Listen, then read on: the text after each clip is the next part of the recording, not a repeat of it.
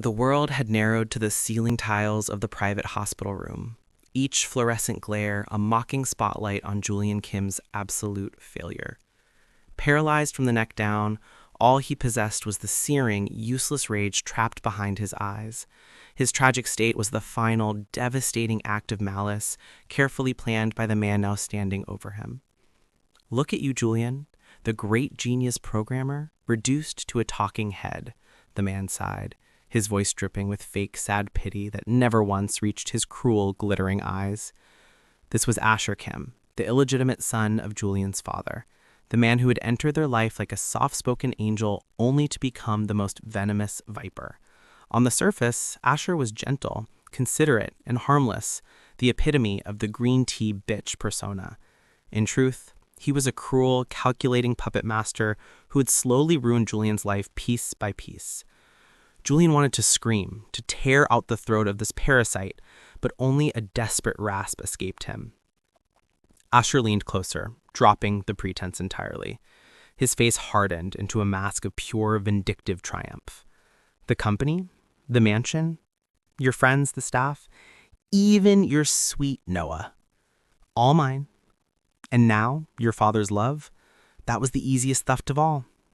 Julian's breath hitched. He had suspected the car accident that shattered his spine had been no accident. The sudden, reckless impact on a clear road had always felt too convenient. "You still think you're so smart, don't you?" Asher chuckled, running a polished finger along the silver rim of Julian's water cup. "You were always better at code than people, Julian. I had to get rid of your mother, too, you know. She was the only one who truly understood your talent. She was a liability." The air in Julian's lungs turned to ice. His mother, the brilliant computer programmer, had died years ago in a supposed car crash. A crash that Julian, after years of grief, had accepted as fate. "Her accident wasn't my idea, of course. My mother, Grace, managed that. She needed your mother, Eliza, out of the way for her and your father to finally be together. I just helped them clean up the loose ends afterward. After all," Asher whispered, his voice dark with envy, "you and your mother were too good. I swore I'd take every last thing from you the day I learned I was better at living than you were at programming." Asher straightened up, adjusting his perfect suit jacket, a jacket Julian's money had paid for. "Don't worry, you won't be a bother much longer. No one will miss the spoiled bully who drove himself off the road." The revelation, the truth of his mother's murder, and his father, Henry Kim's, complicity, hit Julian with the force of 1,000 volts. His heart, already weak from years of neglect and the trauma of the accident, convulsed violently. The ceiling tiles blurred, the fluorescent light cracked into shards of white fire, and the overwhelming torrent of pain, hatred, and betrayal finally, mercifully, overwhelmed and killed him. Julian gasped, the harsh sound tearing from his throat. He was sitting upright. His neck was unbraced. His fingers, which he flexed instinctively, were strong and whole. The scent of dust and disinfectant was gone, replaced by the heavy, sweet, cloying smell of expensive perfume and imported roses. He was in his own childhood bedroom, not the sterile box of his death, but the sprawling, luxuriously appointed room in the Kim estate.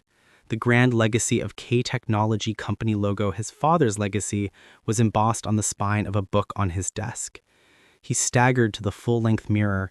Reflected back was his 20-year-old self, sharp eyes, a defiant jawline, and a body unmarred by tragedy. The scar of suffering was etched only on his soul. 2 years, he whispered, the memory of Asher's gloating words ringing in his ears. He was back 2 years before the accident, 2 years before the final, ultimate destruction. It was the day of the annual Kim Group's Founders Banquet, a night for the city's most powerful and wealthy families.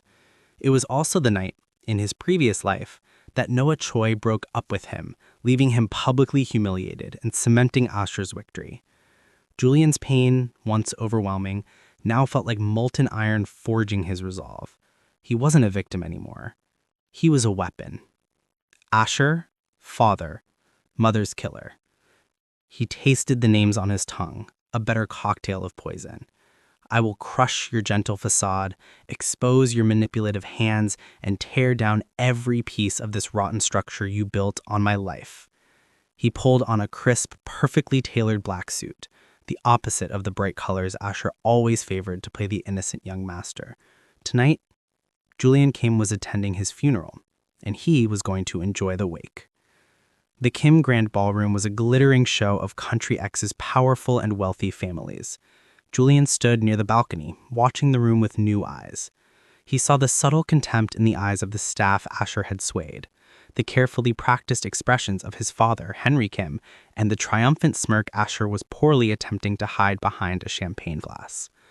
Asher was currently draped near Noah Choi, looking delicate and attentive.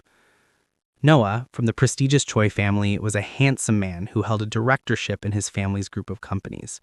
He was also completely blind to Asher's true nature, having been convinced by the subtle campaign of slander that Julian was the real villain, a spoiled, aggressive bully. Julian's gaze swept past the trio and landed on a man who exuded a quiet, dominating power that silenced the room without him ever raising his voice. This was Dante Choi, Noah's uncle, the current head and president of the powerful Choi Group. He was barely older than Noah, having been given the reins of the dynasty due to his unparalleled competence. He stood observing the scene, a glass of amber liquor in hand, his expression unreadable, yet watching closely and intently. Then the moment he remembered arrived. Noah approached Julian, dragging Asher in his wake. Asher looked at Julian with fake concern, while Noah's face was set on a mask of stern disappointment.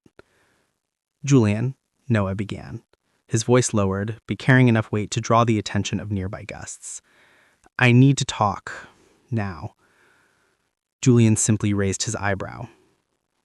I can't do this anymore. I'm sorry. I can't stand the person you've become. You're so aggressive and you treat everyone around you so poorly. I can't be with someone who bullies people, especially not Asher, who is so kind and good." Asher looked down, clutching Noah's arm and offering a silent, manufactured sniffle, the perfect portrait of a sensitive victim.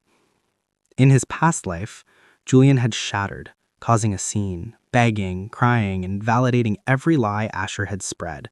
But the man who died on the hospital bed knew better. Julian smiled. It was a slow, genuinely amused curve of the lips, devoid of heartbreak, full only of cold, absolute clarity. "Okay," Julian said, his voice ringing with startling calm. He took a sip of his own champagne. Noah was momentarily stunned. "Okay?" "Yes, okay," Julian confirmed, tilting his head. "If you're so easily fooled by a lie, you're not worthy of my time, Noah. Truly, I'm actually relieved." He glanced at Asher, his eyes sharp and contemptuous. "And take your new pet with you. He's starting to make the whole room smell like cheap sugar." Asher's gentle smile faltered for the first time. His pupils widened in shock and fury. Julian was supposed to be distraught, not dismissive. Noah, however, bristled at the insult. "See that venom? That's exactly what I mean. You're cruel." Julian repeated, finishing his drink and setting the glass down with a soft, final clink. "Noah, I was born into wealth and power. You know what cruel is? Cruel is letting a low-grade schemer destroy your family because you're too blind and self-righteous to see the manipulation happening right in front of you. You've just downgraded from a genuine Kim to a counterfeit Kim. Enjoy the discount." Julian walked past them, his head held high, leaving Noah sputtering and Asher gripping his arm, his facade momentarily forgotten in his pure, unmasked rage. Dante Choi had watched the entire exchange from the shadows. The previous Julian Kim was volatile, possessive, and loud. The man who had just calmly shut down his Noah's self-righteous speech and delivered a brutal judgment on the man next to him was entirely different. He was sharp, focused, and carried the weight of someone who had seen hell and returned. Dante was intrigued. He had already noted Asher's saccharine, almost fake kindness and found it deeply unsettling. Julian's calmness was much more appealing. Julian, heading towards the quietest corner, noticed the tall, imposing figure of Dante Choi approaching him. A bald dismissal, Dante said, his voice low, resonant, and formal. "Noah won't soon forget that assessment." Julian met the older man's intense gaze. His eyes were like dark, polished jade, piercing and analytical. "It was necessary," Julian replied simply. "Some truths must be stated plainly, even if the listener can't grasp them." "And which truth was the most plain?" Dante asked, testing him. "That my future is worth more than a man who can't tell the difference between kindness and calculation," Julian stated, feeling the electric current of attraction and power running between them. This man was dangerous, in control, and saw things. Dante's lips curved into a rare, brief smile. "A good programmer seeks the root cause, not the surface error." "I see you've been doing some debugging, Julian Kim." "The bugs are deeper than you know, Mr. Choi. They're structural. They involve years of poor architecture, corrupt code, and a very deliberate virus named Asher." Dante's interests solidified into purpose. He knew Henry Kim and the Kim Group were a mess, and he suspected the illegitimate son was part of the decay. He was looking for leverage, and Julian had just presented himself as a highly efficient, high-stakes operative. "I have resources," Dante stated, cutting straight to the core. "Information, influence, and patience. You have intimate knowledge of the architecture and a very compelling reason to crash the system." Julian looked at him, recognizing the implicit offer of a dangerous, necessary alliance. "I need a backer with the muscle to take down a conglomerate and the integrity to see the virus permanently eradicated. I want justice, Mr. Choi, not just a profit." Justice is a powerful motivator. I find it often aligns perfectly with the necessary overhaul of the regional economic landscape. I pursue things sincerely, Julian, whether it's business or people. Consider the alliance struck. He extended his hand. Julian shook it. The touch was firm and absolute, a promise of protection and ruthlessness wrapped in expensive fabric. "Then let's begin the installation. My revenge arc requires maximum power." The next morning, Julian returned to the Kim Group, a technology giant founded by his grandfather, that his father, Henry Kim, was now carelessly running into the ground. Henry had been a low-level worker who wooed Julian's mother, Eliza, to gain access to the company, never truly loving her, only her wealth. Julian, armed with the cold, hard knowledge of his past life, went straight to work. His first target? Asher's reputation as a programmer. Julian's mother had been a brilliant coder and architect of the company's core security systems. Julian had inherited that genius. Asher, who was merely competent and jealous, had often tried to steal credit or take over Julian's projects. Julian knew Asher was currently leading the company's most public project, a new mobile security suite called Blue Sky. In his previous life, this project had failed spectacularly due to a massive, embarrassing vulnerability, which Asher had blamed on a remote server fault. Julian knew the vulnerability was baked into Asher's inefficient code structure. Julian requested a meeting with his father, Henry, demanding a technical review of Blue Sky. "I heard you handled the breakup with Noah poorly," Henry Kim grumbled, more concerned with appearances than his son's mental state. "I handled it efficiently," Julian corrected him, "but that's irrelevant. The Blue Sky project is a major risk. Asher's code has a zero-day vulnerability. It will fail on launch." Henry scoffed. "Asher has been working tirelessly. He's focused, unlike you. You're just jealous." "Jealousy is a waste of energy," Julian said, pulling up a terminal on his father's office screen. "I'm a programmer. I deal in facts. Watch." Julian executed a rapid, precise script that demonstrated the core flaw. He didn't expose the zero-day publicly, but he exposed enough to paralyze the immediate function of the prototype in front of Henry. "It's sloppy," Julian stated, shutting down the terminal. "His code is verbose, poorly commented, and full of unnecessary loops. It's what happens when a mediocre talent tries to look busy." Henry Kim saw the objective truth of the failure, but still couldn't stomach Julian's authority. However, the potential loss of millions was more persuasive than his favoritism. He had no choice but to stall the launch and demand Asher review his work, causing a ripple of doubt in the company and delaying Asher's inevitable takeover. The following week, Dante invited Julian to his private office suite, a minimalist space overlooking the entire financial district. The Blue Sky project has entered a pre-launch stabilization phase, which is corporate speak for, "We found a catastrophic bug," Dante reported, leaning back in his chair. "Well done. You've delayed his timeline and planted the seeds of your technical superiority. That was just the first step. The next target is the true cost of my mother's death." Julian explained everything: Eliza Kim's death, the cover-up, and the involvement of Asher's mother, Grace. Dante listened in silence, his expression grim. "This moves beyond corporate espionage. This is a criminal investigation, Julian. It requires specialized resources. I know the facts of the accident from my previous life. It happened on the coastal highway, a seemingly random truck blowout. But I know it wasn't random. My mother was researching a new firewall, something proprietary, on her laptop in the car. Asher and my father likely destroyed the evidence, but the digital trail will never be truly erased. A good programmer knows that." Dante nodded, already making calls. "I have a team that specializes in digital forensics and hard recovery, people who deal in government-level obfuscation.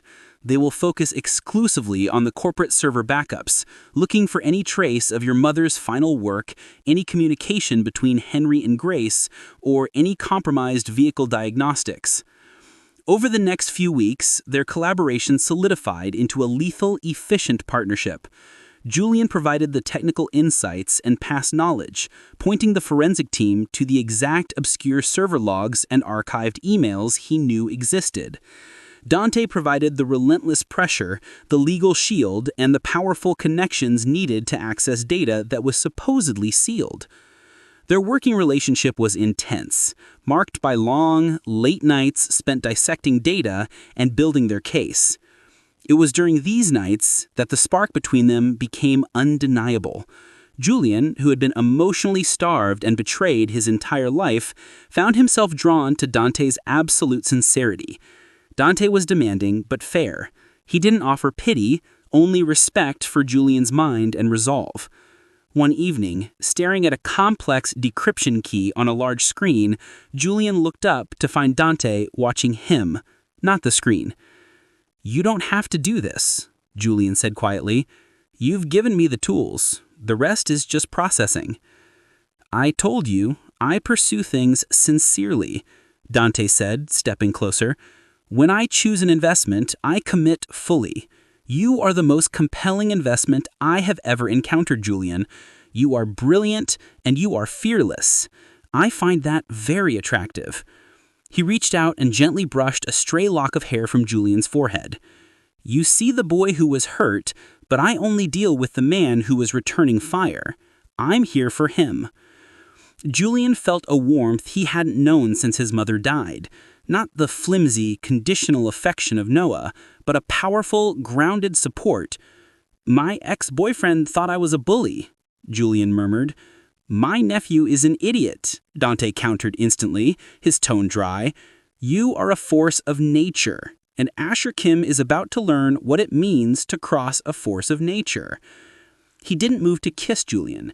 Instead, he simply stood there, letting his sincerity settle. Julian initiated the embrace, leaning into the formidable strength of the man finally feeling safe enough to drop his guard, even for a moment. The kiss was electric, a deep, confident assertion of connection that was both a promise and a warning to the world. With Dante's team finding increasing evidence, Julian ramped up the pressure on Asher and Henry Kim. Asher, seeking to regain face after the Blue Sky delay, proposed a massive, high-risk acquisition of a competitor, believing it would be a quick route to success. Julian, remembering how this exact deal had bankrupted the company in his past life due to undisclosed debt, prepared his counterattack. At the board meeting, Asher presented his polished pitch, emphasizing speed and scale, while Henry Kim beamed with paternal pride. "A beautiful presentation, Asher," Julian cut in, his voice calm, "but I noticed you conveniently omitted the debt structure. I ran a deeper analysis." He projected a detailed financial model. Julian had used his programming skills to run simulations based on the past life's failures, overlaying current market data. The acquisition target carries a hidden layer of toxic debt, cleverly structured to appear as long-term assets. Once the merger completes, the debt matures immediately, forcing the Kim Group into insolvency within 6 months. This isn't a merger, Father. It's a suicide bomb. Julian's competence was clearly true. Board members, terrified of losing their own fortunes, turned on Henry and Asher instantly. The motion was defeated unanimously. Henry Kim was trapped. He confronted Julian afterwards, furious. "Why are you doing this? Trying to ruin your brother?" "Ruin him?" Julian smiled coldly. "No, Father. I'm saving your company from ruin. You simply have to accept that your favored son is a parasite." The pressure was clearly getting to Asher. His gentle demeanor frayed at the edges. He started snapping at staff, his smile became strained, and he grew overly suspicious of Julian. He realized that Julian was no longer the soft target he had bullied for years. Julian was the enemy, and he was winning. Dante's forensic team delivered the hard drive containing the mother's old work laptop, recovered from a safe deposit box Henry had long forgotten about. Working side by side with Dante in his secure headquarters, Julian spent 2 grueling days bypassing the encryption. Julian knew his mother's coding style, and he knew the back door she would have intentionally left. Finally, the encrypted folder unlocked. Inside were not only the schematics for the Eliza Kim's proprietary firewall, the true asset Henry and Asher coveted, but also 3 critical files. A detailed conversation log between Henry and Grace, Asher's mother, discussing a plan to compromise Eliza's car's main computer system via a 0-day injection on a highway 2 years ago. A transaction record showing a massive wire transfer from Henry's private account to a shell company owned by the truck driver immediately after the accident. And Eliza Kim's final journal entry, "I know what Henry is. I've secured my core intellectual property and backed up the evidence. If anything happens to me, Julian, look for the Phoenix Protocol in the old archive server. I love you." Julian felt the icy sting of tears, not of grief, but of profound, vindicated rage. The love of his life, his true protector, had known the danger and had prepared a path for his revenge. Dante held Julian close as he recovered, his protective strength an anchor in the churning sea of emotion. "The Phoenix Protocol," Dante noted. "It sounds like an insurance policy." "It is," Julian confirmed, wiping his eyes. "It means the original, clean code of the company's operating system is elsewhere. It means everything Asher and my father corrupted can be instantly rebuilt and their efforts made useless." We have the murder evidence, the financial conspiracy, and the means to reclaim the company. "It's time for the final move," Dante said, his voice hard as steel. "We call a special shareholders meeting." The special meeting was called for a Monday morning, the Kim Group's ultimate reckoning. Henry Kim arrived with Asher, both radiating false confidence, having convinced themselves that Julian's evidence was circumstantial. Dante Choi, as the representative of the Choi Group's substantial indirect investment in the Kim Group, was also present, seated next to Julian. Henry opened the meeting, attempting to dismiss Julian's previous actions as a misunderstanding caused by family tensions. Julian stood. He didn't raise his voice. He didn't need to. His certainty filled the room. "Gentlemen, I did not call this meeting to discuss family misunderstandings. I called it to discuss corporate conspiracy, attempted murder, and fraud." Julian projected the evidence onto the main screen, bypassing the company network entirely via Dante's secure external link, the Phoenix Protocol. He started with the financial evidence, the crippling debt structure Asher tried to pass, and the resulting stock manipulation that would have benefited Henry and Asher upon the company's collapse. Then he moved to the final blow, the criminal evidence. 2 years ago, My mother, Eliza Kim, the true genius behind this company, was murdered by an arranged car accident, Julian announced. He displayed the conversation logs between Henry and Grace, detailing the plan to compromise the car's system, then the wire transferred to the truck driver. The room erupted, shareholders shouted, and Henry Kim went white as a sheet, attempting to yell over the din. "It's a lie! Fabricated evidence! Julian is unstable!" Henry shrieked, pointing an accusatory finger. Asher, for the first time, looked truly terrified. His mask had dissolved, revealing a wretched, spiteful envy. Julian ignored Henry, focusing on the screen. "Asher, you were supposed to be the new master of the Kim Group, the one who stepped into my shoes. You stole my life, my friends, my love, and you tried to cover up my mother's death to secure your place. But you never had the talent." He activated a command. The screen shifted to a live view of the Kim Group's main server room. In the past month, Asher has been secretly installing a system-wide backdoor, a massive security flaw intended to hand over the company's proprietary source code to a competitor if his plan failed. He thought he was being clever. Julian smiled the smile of a predator.